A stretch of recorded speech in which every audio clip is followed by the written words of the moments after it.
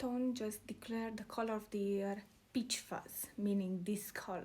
Today I want to create an entire look based on this color. So let's start with the makeup. Let's start with the base. Creamy eyeshadow base from Douglas. This, which is a little bit more pink, maybe more,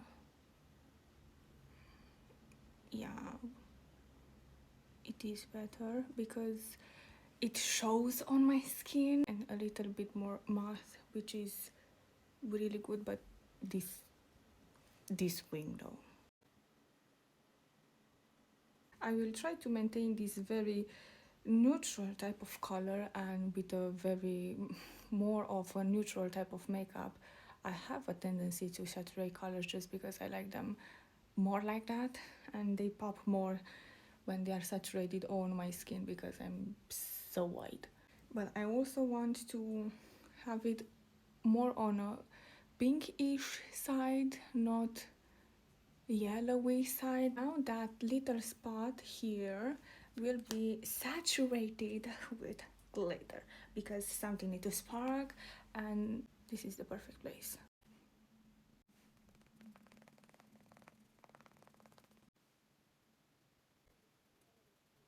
On the bottom lash I will just add a little bit of gold glitter.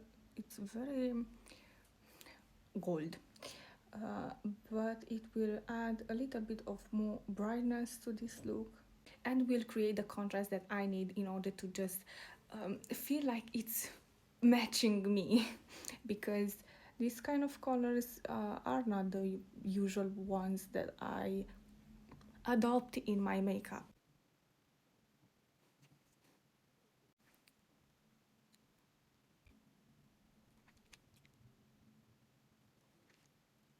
This is the final makeup look. I won't add any highlighter because I feel the makeup is bright enough. So go to part 2 to see the outfit that I put together in order to be a match for the color of the year and with the makeup, of course.